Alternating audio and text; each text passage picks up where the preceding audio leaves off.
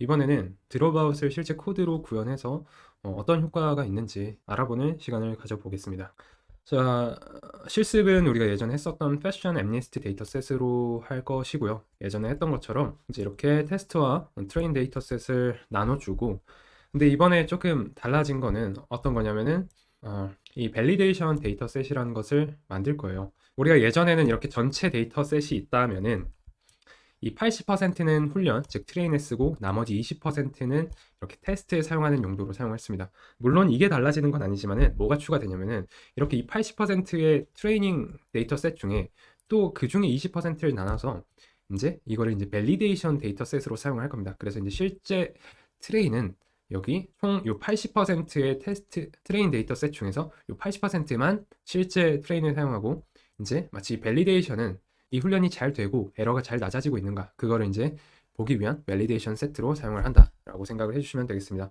그래서 이제 이 사이클런의 테스트 트레인 테스트 스플릿이라는 메서드를 사용해서 이렇게 다시 한번 8대2로 나눠주고요. 그러면은 원래 이렇게 트레인 데이터셋이 6만 개였는데 다시 이제 이거를 테스트 사이즈를 0.2로 해서 밸리데이션 세트로 나누다 보니까 이렇게 48,000개와 12,000개로 나뉘게 되는 것을 보실 수 있습니다.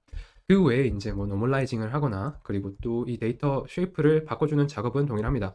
물론 여기서는 이제 그 MLP 모델을 사용해서 할 거기 때문에 이렇게 784로 이렇게 데이터 모양을 변형을 시켜 줄 것입니다.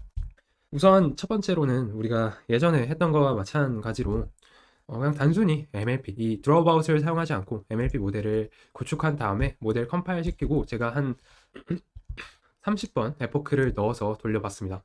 이 맨 뒤에 보시면은 몰보스라는 어떤 파라미터가 있는데, 이거는 뭐냐면은 원래는 이걸 넣기 전에는 이 코드를 실행하면 여기 밑에 그 어떤 프로그레스 바 이런 것들이 딱 뜨면서 진행 상황이 나왔잖아요. 근데 이제 이 에포크 30번 동안 그걸 다 넣기에는 좀 화면이 길어져서 스크롤 압박이 좀 있어서, 그래서 이제 이 버버스 0이라는 옵션을 줘서 그 출력이 안 되도록 만들어 줬고요. 그래서 어쨌든 이제 그 이 히스토리라는 객체에다가 이 모델이 훈련되면서 나왔던 상황이 다 저장되어 있기 때문에 이 히스토리를 사용해서 트레인 로스랑 밸리데이션 로스를 한번 시각화를 해봤습니다. 그래서 이제 이 결과를 한번 분석을 해보자고 하니, 자, 이렇게 주황색은 밸리데이션 에러고 파란색은 트레인 에러입니다. 이 트레인 에러는 당연히 이제 학습을 거듭함과 동시에 낮아지겠죠. 왜냐면은 이걸 줄이려고 훈련을 하는 거잖아요. 그래서 이제 잘 줄어들고 있는 모습을 볼 수 있는데, 반면에 이 밸리데이션 에러를 한번 보도록 할게요. 이렇게 점점 더 에포크가 이제 거듭하면 거듭할수록 여기 이 트레인 데이터셋과 밸리데이션 데이터셋의 어떤 에러의 갭이 커집니다. 이건 어떤 말일까요? 오버피팅이 되고 있다는 뜻이죠. 모델이 지금까지 봐왔던 데이터셋에서는 이제 에러를 계속해서 줄어들게 하고 있는데, 이전까지 보지 못했던 밸리데이션 데이터셋에서는 이 에러를 줄이지 못하고 있다, 즉 오버피팅 되고 있다라고 보시면 되겠고요. 이걸 이제 방지하기 위해 우리가 드롭아웃이라는 기법을 배웠었죠. 이걸 한번 적용해보는 시간을 가져보도록 하겠습니다. 자, 이번에는 드롭아웃을 적용한 모델을 만들 건데요. 여기 보시면은 이전에와는 다르게 여기 중간중간에 드롭아웃 레이어가 끼워져 있는 걸 볼 수 있습니다. 자, 이거는 이제 우리가 시각화를 한번 해보자면은 이렇게 맨 첫 번째는 은닉층 있죠. 우선은 여기 인풋층이 있고 이렇게 인풋층이 있고, 그 다음에 그리고 맨 첫 번째 히든 레이어가 이렇게 256개 있고, 또 두 번째 히든 레이어가 이렇게 128개 유닛을 가진 채로 있습니다. 그리고 마지막으로 이제 10개 유닛을 가진 이렇게 출력층이 존재하는 걸 볼 수 있습니다. 자, 근데 여기 보시면은 물론 다 직관적이겠지만은 우리 처음 배우는 거니까 그래도 한번 짚고 넘어가야겠죠. 자, 이게 인풋이었고요. 자, 여기가 인풋이었고 이제 히든 1 그리고 히든 2 그 다음에 아웃풋이라고 가정을 하겠습니다. 근데 이제 여기 히든 1과 2 사이에 이렇게 드롭아웃이 적용되어 있죠. 이건 어떤 말이냐면은 이제 이 부분에다가 이제 드롭아웃을 적용을 하겠다라는 뜻이고요. 또 마찬가지로 이제 그 다음에 등장하는 드롭아웃은 이제 출력층과 두 번째 히든 레이어 사이에 있죠. 이 말은 이제 여기 두 번째 히든 레이어에다가 드롭아웃을 적용하겠다는 게 됩니다. 그러면 이제 우리가 예전에 배운 대로 이 0.5라는 거는 여기 히든 레이어에 존재하는 유닛에 대해서 0.5 비율로 드롭아웃을 시키겠다. 여기도 마찬가지로 0.5의 어떤 비율로 드롭아웃을 시키겠다라고 이해를 해주시면 되겠고요.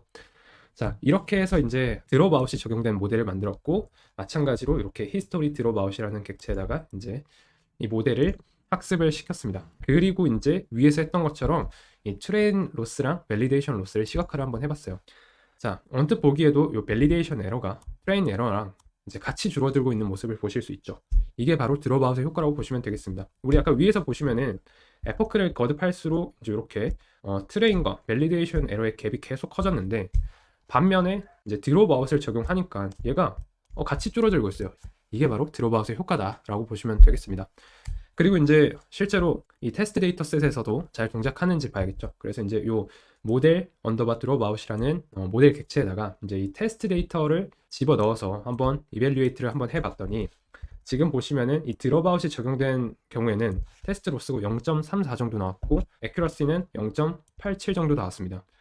그리고 이제 이 코드를 똑같이 마찬가지로 이거는 이제 드롭아웃이 적용되지 않았던 모델의 이제 테스트 데이터셋에 대한 결과를 나타낸 건데, 지금 보시면은 이렇게 테스트 데이터 로스는 0.44 정도입니다. 지금 보시면은 이제 드롭아웃이 적용됐을 때는 진짜 한 10% 낮아졌으면 엄청 많이 낮아진 거죠.